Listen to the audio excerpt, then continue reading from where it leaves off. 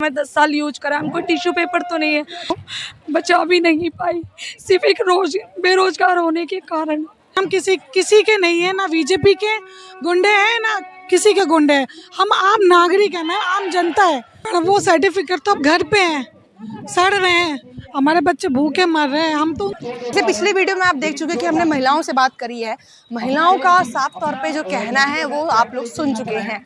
अब ऐसे ही मुझे और कुछ भी महिलाएं मिली हैं, ऐसे ही मैं नमस्ते मैडम, मेरा नाम भावना है और आपके चैनल को मैं नमस्कार करती हूँ, धन्यवाद करती हूँ कि आप अपने माध्यम से हमारी बात रख रही हैं। इससे पहले लगातार 8 महीने हो गए हैं, आज 8 महीने 3 दिन हो चुके हैं आप लोग के धरना को।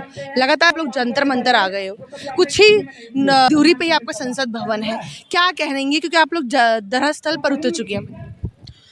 मैडम आज हम इसलिए आए हैं कि अभी तक तो सरकार ने हमारी नहीं सुनी, तो शायद अब सुन ले, अब हमारी पीड़ा को समझ ले कि हम 8 महीने से भूखे प्यासे बैठे हुए हैं राजघाट पावर हाउस पे। आज हम इसलिए आए हैं कि क्या पता आज वो हमारी सुन ले, हमारी सूद ले ले, क्योंकि मैम बोलने से नहीं होता, जिस पे बीतती है उसे पता चलता है कि क्या है क्या नहीं है। कितने समय से आप काम कर रहे हैं? मैडम 5 साल से, और उससे पहले 2 साल पहले से मैं भर्ती हूँ और मैंने निष्काम ड्यूटियाँ करी हैं, बहुत से निष्काम सर्टिफिकेट भी पड़े हुए हैं मेरे पास। तो क्या लग रहा है आज वो सर्टिफिकेट आप लोग को एक नाम दिया गया था, कोरोना योद्धा? सर्टिफिकेटों पर कुछ नहीं कर सकते, कुछ नहीं कर सकते। अभी 1 हफ्ते पहले मेरी बच्चे की तबीयत खराब हो गई थी, आप ये लगाओ कि मेरे पास डॉक्टर ने बाहर से दवाई के लिए तक पैसे नहीं थे कि मैं बाहर से दवाई ला सकूँ। आम आदमी पार्टी के कार्यालय के बाहर आप प्रदर्शन कर रहे थे, क्या कह रहे थे? मैडम उन्होंने तो हमें बीजेपी का गुंडे एजेंट बताया, लेकिन भारत की आम जनता है, गरीब है मैम, हमें रुला रही है, दोनों सरकारें रुला रही हैं, एक नहीं दोनों सरकारें रुला रही हैं।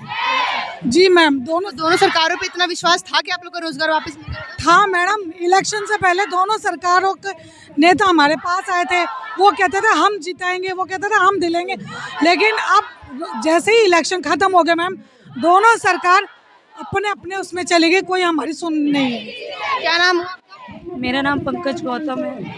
इससे पहले आपकी तमाम वीडियोस में आप लोगों ने कहा कि हम बेरोजगार मार्शल है, हमें हमारा रोजगार वापस चाहिए है, क्या कहेंगी क्योंकि आप लोगों का विश्वास अभी भी अटल है, 8 महीने हो चुके हैं फिर भी आपकी मांग वही की वही है?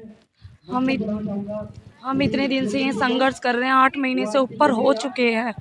हम दोनों सरकार से कहना चाहते हैं कि जल्दी से जल्दी हमारा रोज़गार वापस दिया जाए।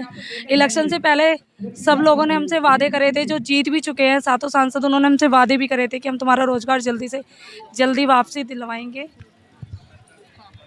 उन्होंने हमसे वादे भी करे थे जल्दी से जल्दी तुम्हारा रोजगार वापस दिलवाएंगे, और अब हमसे सांसद कोई से भी ढंग से बात भी नहीं कर रहे हैं और दिल्ली सरकार भी हमारे पक्ष में नहीं है। तो मैं सरकार से कहना चाहती हूँ कि हमारा बीते दिनों पहले आप किसी पार्षद हो गए, विधायक हो गए, किसी से मिली आप? जी विजय सचदेवा जी से मिले थे, हाँ जी उनसे मिले थे, मल्होत्रा साहब से भी मिले थे, और अंशुमन, मेरे को दीदी का नाम नहीं आ रहा, उधर से नई दिल्ली की तरफ से दीदी हैं बांसुरी स्वराज जी, उन्होंने हमसे वादा करा था कि हम सत्ता में आते हैं तो हम तुम्हारा रोजगार जल्दी से जल्दी वापसी। आ गया था कि वो आपका केस लड़ेंगी? बिल्कुल केस लड़ने के लिए बोला था। अब वो भी हमें सोच रही है कि इलेक्शन तक खींचे, इलेक्शन का टाइम, इलेक्शंस में आप लोग को एक लॉलीपॉप दे दिया गया और उसके बाद वो गायब हो गई है। 8 महीने उन्होंने कैसे कैसे खींचे हैं।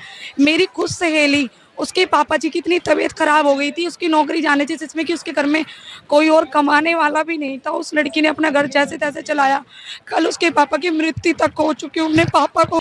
तो मैं दोनों सरकार से कहना चाहती हूँ कि हमारा रोजगार जल्दी से जल्दी वापस करें, कि इतने 10,000 जो 792 लोग हैं, जो मेरी सहेली के घर पे घटना हुई है, वो किसी के घर पे घटना ना हो। करीब कुछ नौकरी जाने के बाद डिप्रेशन में चले गए, कुछों की अभी भी तबीयत भी खराब हो रही है, बहुत ज़्यादा कंडीशन ख़राब है। मैं अभी सरकार से यही कहना चाहती हूँ कि सरकार हमारी मजबूरी सुने, जैसे आपने बस मैं सरकार से यही कहना चाहती हूँ, जैसे हमारा रोज़गार छीना था ऐसे हमें प्लीज़ जल्दी से जल्दी वापस कर दिया जाए।